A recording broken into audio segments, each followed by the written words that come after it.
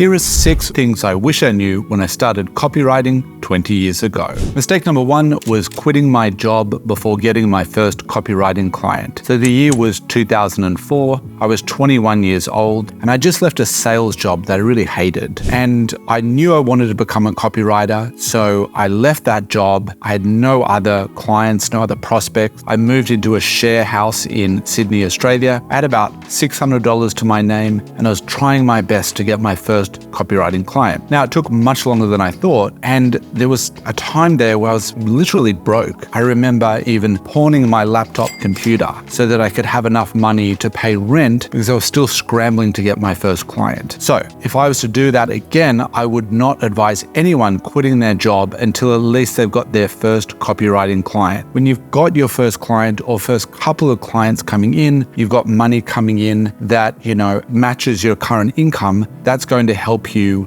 start your copywriting career without the stress of thinking, I need to make money because I have no money coming in. So lesson number 1 is to either start part-time while you're still working in your job, grow your copywriting business and income, so at least replaces your current income from your salary. And at that moment, when you feel comfortable and confident, then start your copywriting career. Mistake number 2 is not spending enough time marketing my services. So in the beginning, I would get a client, I would spend all that time and energy on delivering great quality content or copy for that client. But then once that project was finished, I would have no other clients. So I'd be scrambling trying to find a client. And this is the dreaded feast and famine cycle that so many freelancers experience, where some months you might have lots of clients and lots of income coming in, and other months you might have no clients and no income. We call it the roller coaster or the feast and famine cycle. To avoid that, you want to make sure that you're spending at least an hour a day on different activities that are going to generate more clients for you. Even if you're busy working on a client project and it's taking up a lot of time, you still want to allocate some time every single day to getting your name out there and marketing your copywriting services. This might mean going on LinkedIn and,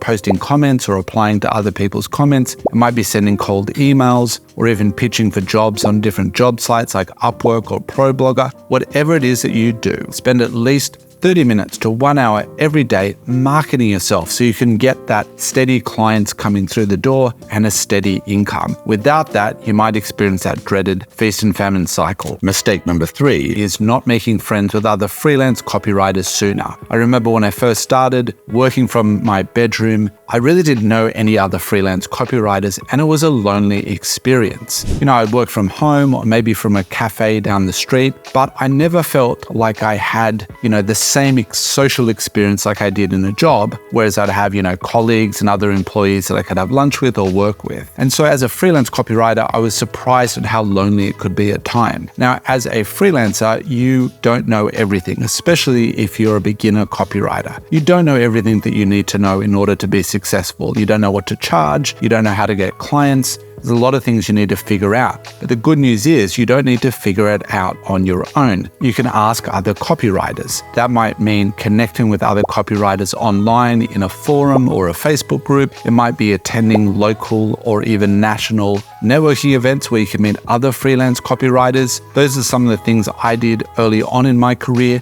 and it helped so much with my own confidence, with getting answers to questions I had, with solving some of the problems I couldn't solve on my own. It was a huge help for my business and for my confidence. And it's also a great way to set up referral relationships with other copywriters. I remember joining a community early on and networking with a famous copywriter who then trusted me and sent me work for a full year. So again, there's also business boosting, opportunities when you network with other freelance copywriters. So one way you can network with other freelance copywriters is by joining my members-only community, Copy Academy. It's a place where freelance copywriters go to network, connect, and share their journey with other copywriters. If that's something that's interesting to you, definitely head over to my website, startcopywriting.com/Copy Academy for all the details. Mistake number 4 was not hiring a proofreader or copy editor sooner. Early on in my career, I wrote all of my own copy. I proofread my own copy, but there were some times where I missed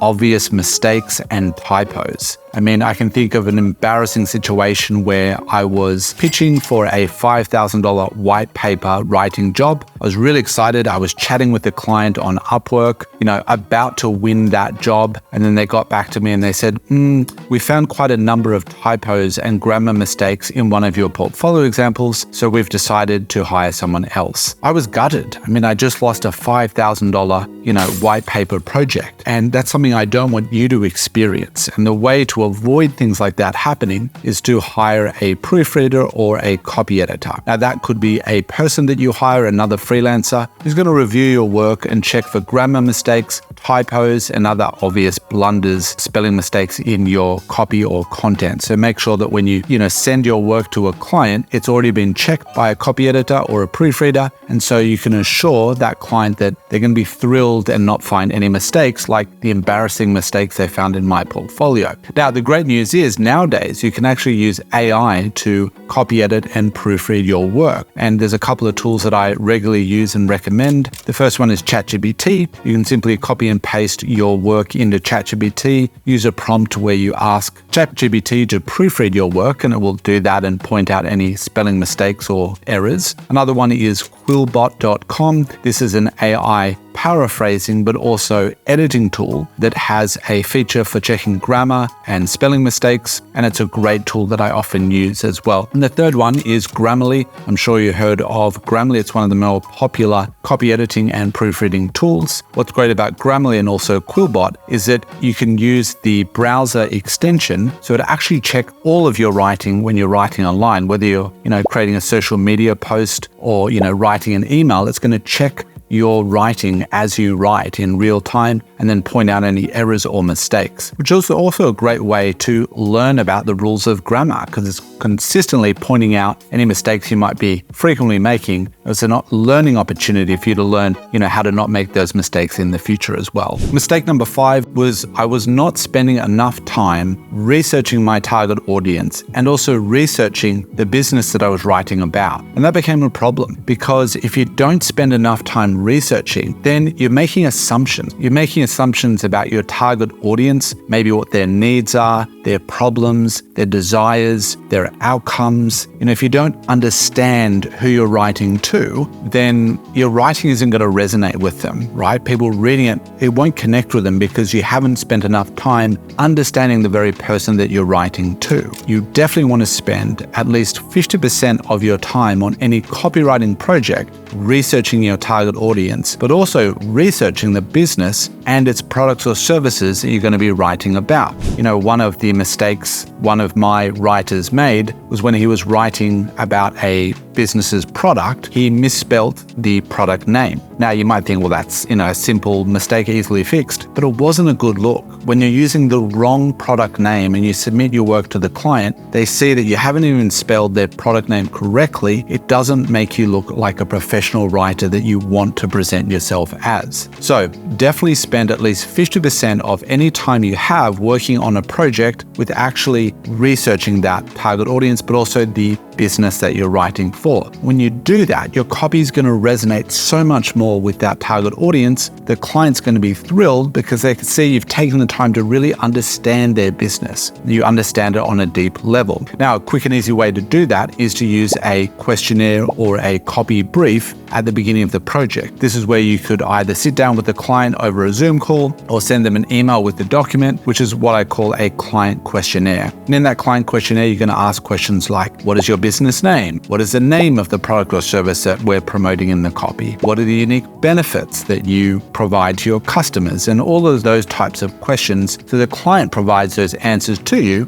and then you use their answers in the copy that you write, making sure that, you're following the client's requirements. So definitely spend a lot of time on research. It also helps you overcome writer's block. Because one of the biggest reasons we experience writer's block isn't because we have a creative block. It's simply because we don't really know what we're writing. right? If your brain doesn't know what to write, doesn't have enough information because you haven't spent enough time on research, you're never going to be able to write copy. You're going to feel stuck all the time. So resist the urge to just start writing immediately and spend hours and hours on research, and then you'll find the writing flows to you much more naturally, much more easily when you do write copy. Mistake number 6 is working with nightmare clients. Now, I've been in this business for 20 years. I've worked with countless clients in this time. And one of the mistakes I made early on was, I would work with any client that wanted to hire me, that was willing to pay me. And I would ignore some of the red flags that clients would present, in the beginning of our relationship, even before they hired me. I ignored some of the red flags because I wanted to make money. I wanted to get paid to write. And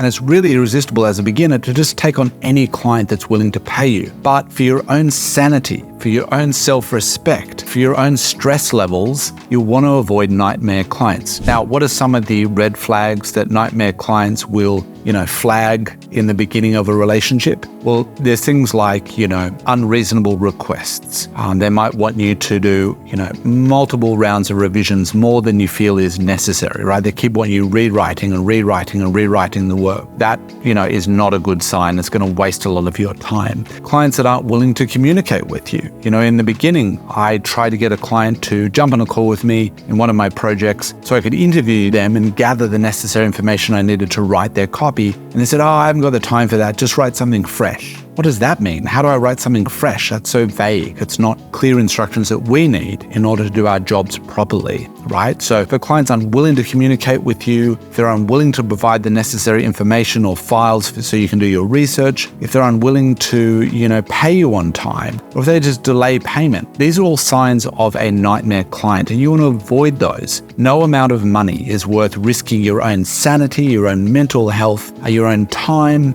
sleepless nights over some money from a client. You can always get other clients. You can always get clients that respect you, that treat you well, that pay you on time, that aren't unreasonable. Never accept a client that's going to treat you poorly. You want to get rid of those clients. I can remember one particular client that I worked with, the first project was a nightmare. They were so unreasonable and difficult to work with that when I finished that project, they wanted to hire me again, and they were offering $3,500 for me to write a sales page, which back in the day was something that I was excited to write for. And when it came around, I said no. I said, sorry, I'm no longer available to, provide services to you. And they were kind of shocked. They thought they could continue treating me poorly and, hire me again, that I was silly to be saying no to such a lucrative project. But actually, I was thrilled to finally get rid of that client. You know what? A couple of weeks later, I got a new client that was worth even more than that. So no loss to me. So don't put up with negative clients. Treat yourself with respect and demand other people to treat you with respect. And you'll find that your career is much more enjoyable and more lucrative as well. If you enjoyed watching this video, then consider subscribing to the channel. You could also leave a like or a comment below. I really appreciate it. And of course, go ahead and check out startcopywriting.com, my website with lots of great free resources as well. Thanks for watching, and I'll see you in the next video.